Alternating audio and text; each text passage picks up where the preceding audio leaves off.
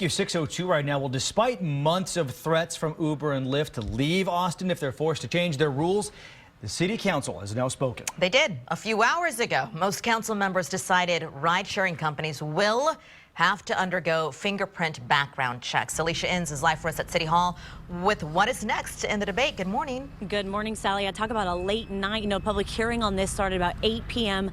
last night. It did not end until 1:15 roughly this morning. And joining me, a very tired but generous man to wake up so early and come back out here, Mike Kanin with the Austin Monitor. Thank you so much for joining us. Oh, of course, it's great to be here. So you were there the whole time. You got to see what went on. You got to hear a lot of this testimony. What stood out to you really the most in this discussion that kind of went on, I know, back and forth that went on with this? Yeah, it was really interesting last night. We don't so much see council, at least we didn't so much see council, putting their staff in the position of having to answer questions about policy, and we saw a lot of that last night. I think that's just sort of an indication of how tough this decision was for everybody.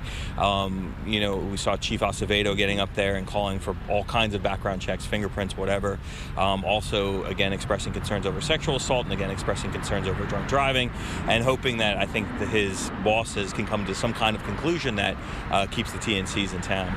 Well, and that was one of the things as he was talking about. He wanted both of these. He wants to be able to have background checks, but also not pull out these companies that are helping get people home safely type thing. Yeah, I think that's clear. And I think there were a lot of folks, we were all trying to watch, I think, last night, a balance that would keep these folks in town, but also sort of satisfy some council concerns over safety.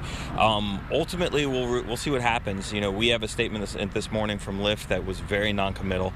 They're going to wait and see. They're going to work with the city until the city actually mandates fingerprinting, and right now it's not clear how exactly that's going to happen. There's some dates in the resolution, and it seems like the city's on their way to doing something like that, but the mayor's been really careful about trying to get some incentives in there to make it perhaps more of a carrot thing than a stick thing, so we'll see. And that's one of the things that I think a lot of people might think, okay, Uber and Lyft, they're leaving today. Yeah. That's not the case, so there's still more to come in this, right? Yeah, there's plenty more. I mean, we'll be back in January, I think, to talk a little bit about more specifics about the specific incentives that the city's going to look to give to drivers to get themselves fingerprinted.